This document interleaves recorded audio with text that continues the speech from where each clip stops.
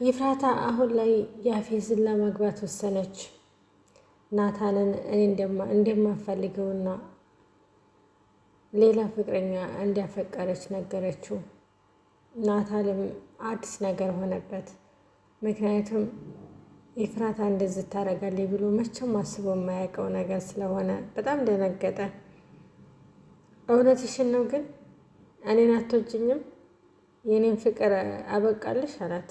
አዎ አብቅቶልኛል። ካሁን ወዲያ እንዳትፈልገኝ። እኔም በጣም የምወደውና የማፈቅረው ጓደኛ አለኝ፣ በቅርቡ አገባለሁ አለችው። ናታንም እሺ ብሎ ጥሏት ሄደ። በአሁኑ ሰዓት ላይ ይፍራታ በጣም ብዙ ችግር ላይ ብትሆንም የሚረዳት ሰው የለም። ነጢም አብራት የነበረችዋ አሁን ላይ ተቀይራለች። አሁን ላይ ገኒ ናት ያለችው። ገኒንም ማስረዳት አልቻለችም። ምክንያቱም ገኒ እናትሽ ናት ስትባል በጣም ግራ ገብቷታል። እናትነቷን መቀበልም ሆነ ወይም ደግሞ ማመንም ስላቃታት ችግሯን ለማንም ማወያየት አልፈለገችም። ሁሉን ነገር በውስጧ ይዘዋለች። ሰላም ጤና ይስጥልኝ ውድና የተከበራችሁ የቻናል ቤተሰቦች እንዴት ናችሁ? ደህና ናችሁ ወይ? ለዚህ ለቻናል አዲስ ሆናችሁ ሰብስክራይብ ያደረጋችሁ ቤተሰብ ሆኖ ነበርቴ ላይክ ሸር ያደረጋችሁ ስለምታበረታቱኝ እጅግ እናመሰግናለን። ሐረግ ድራማ እንግዲህ ክፍል 64 ይዘን መጥተናል። ናታል እንግዲህ በጣም የሚወዳት የሚያፈቅራት ይፍራታ እንደማትፈልገውና ከአሁን ወዲያ ደግሞ የእሱ ፍቅር እንዲወጣላት በጣም የምትወደውና የምታከብረው ሰው ስላለ ልታገባ ወሰነች። የናታልና የይፍራታ ችግር እያደረ እንጂ መፍትሄ የሌለው ችግር ሆነባቸው። ናታል አሁን ላይ በጣም ደንግጧል። ምክንያቱም እቺ ይፍራታ ናት ወይ ብሎ እስቲያስብ ድረስ ይፍራታ እንደዚህ ያለ ነገር ትሰራለች ብሎ እስቲያስብ ድረስ ሆኗል። ይፍራታ እንግዲህ አሁን ላይ በጣም የደነገጠችው ነገር አንደኛ ላይ እጢ ቤታችንም ኑሯችንን ብስቁል ያለው ባንቺ ምክንያት ነው አለቻት።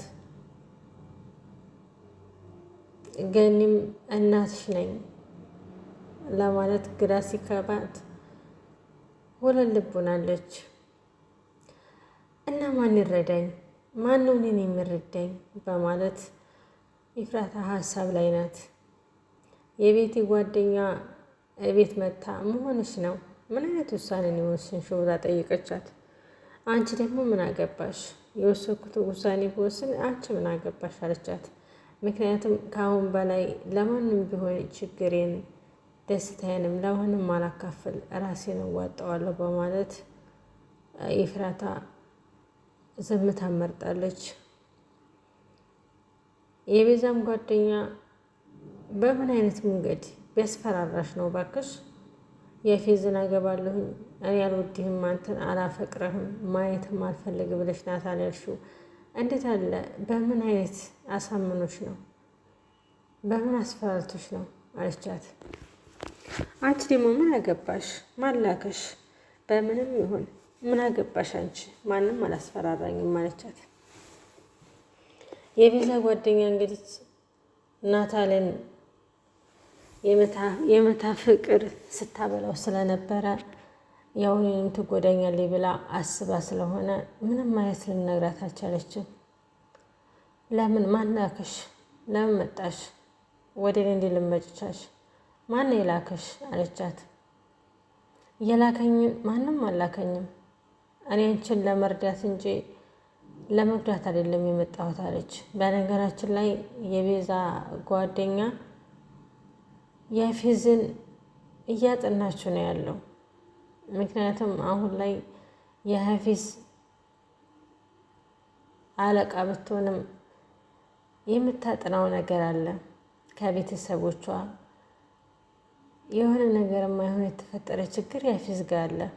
ስለዚህ እያጠናኝ ስለነበረ ይፍራታ እንድትጎዳ ስላልፈለገች ጠየቀቻት። እኔ በምንም አላስፈራራኝም። ለምን ጠየቅሽኝ? አንቺ ምን አገባሽ? ውጭልኝ አለቻት።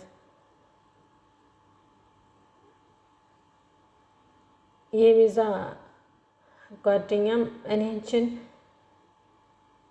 ከዚህ ታለሽበት ችግር ለማውጣት እንጂ ለምንም አስቤ አይደለም አለቻት። ኤፍራታም ስላላመነች ውጭልኝ አለቻት። ጓደኛ ተብዬዋ ውልቅ ብላ ወጣች። እጢ ስልክ ደውላ ነይ ውሰጂ ስላለቻት ቤዛ ጋር ሄዱ። ያፌዝም እስር ቤት ቤዛ ጋር ስለሄደ ሊያስፈታት ሄዶ ስለነበረ አንዳንድ ነገሮችን ስለነገረቻት እንዲህ ኤፍራታ ምን አስባ ነው ያንን የምትወድለትን ብዙ አይነት ፍቅር የከፈለችለትን ትታ ያፌዝን ልታገባ ያሰበችበት ምንድን ነው በማለት አስባ ነበር። ኤፍራታ ግን ያፌዝን ልታገባ ያሰበችበት ምክንያት የናታል ደስተኛ ሆኖ መኖር ስለሚያስደስታት ነው። ምክንያቱም ታግቶ በነበረ ሰዓት የተቀረጠው ቪዲዮ በጣም ለኤፍራታ ከባድ ነበር። እስር ቤት ተገባ እንደማይወጣና እድሜ ልኩን እስር ቤት እንደሚበሰብስ ነበር የተነገራት። ያ ሁሉ ግን ኤፍራታ አያውቅም። ያ ሁሉ ግን ናታ አያውቅም። አሁን ላይ ናታ የብቻው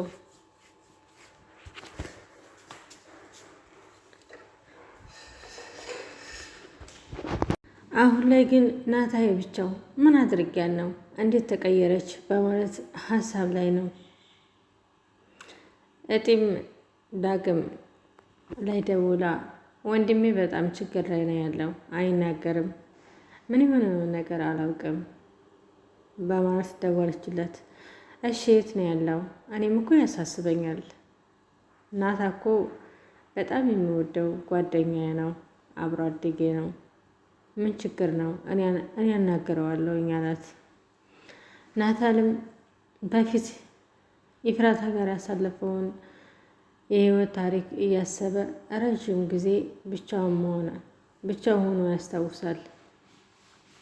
ዳግምም ምንድነው ችግሩ? ምን ተፈጥሮ ነው? ኤፍራታ ጋር ምን አይነት ችግር ተፈጥሮ ነው ብሎ ጥያቄ ጠየቀው። የተፈጠረውን ችግር መናገር ፍቃደኛ አይደለም።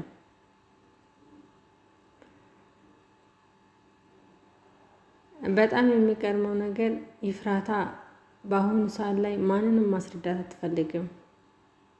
ጢም ልትረዳት አልቻለችም።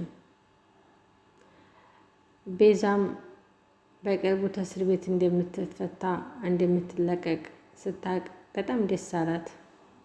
ምክንያቱም ቤዛ ከእስር ቤት መውጣት አለባት። የአፌዝ ሰርግ ላይ መገኘት ስላለባት እንዲሁም ደግሞ ናታንና ጢን ይዛ መገኘት ስለሚኖርባት አስጠነቀቃት።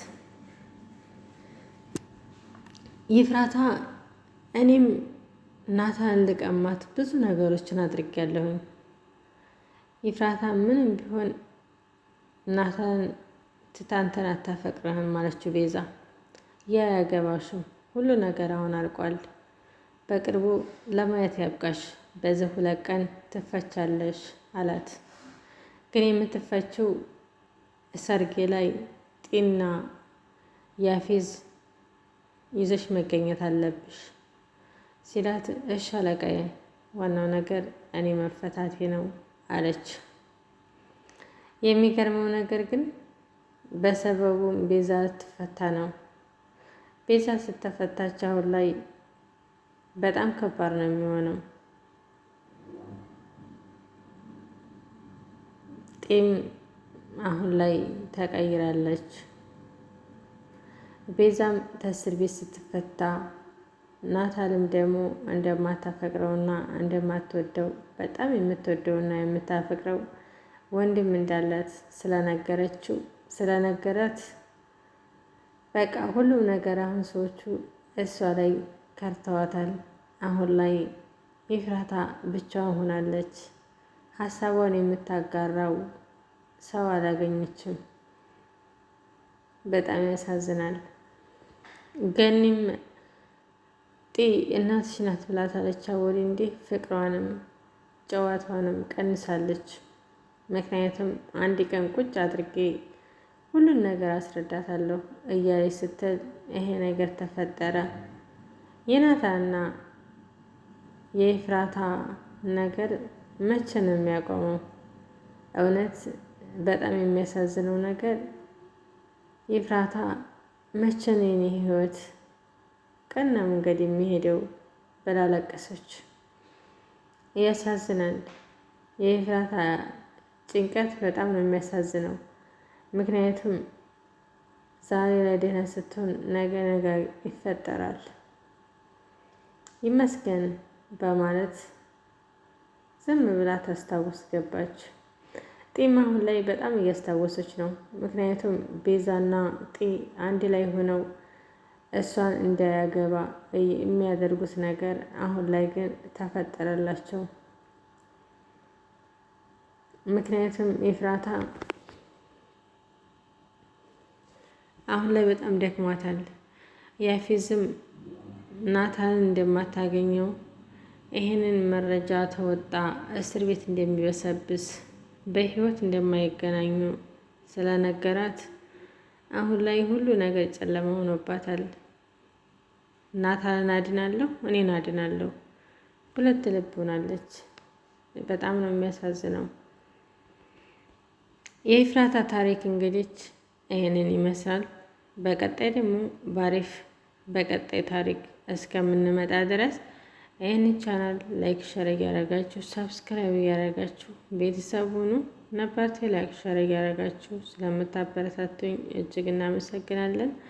ሐረግ ድራማ እንግዲህ ሁላችንም የምንከታተለው የምናደንቀው እንዲሁም አንዳንድ ነገሮችን ትምህርት አዘሎችን የምንይዝበት ነውና ቀጣይ ደግሞ እንጠብቃለን። እስከዛው ድረስ ሰላም አለይኩም ወራህመቱላሂ ወበረካቱ።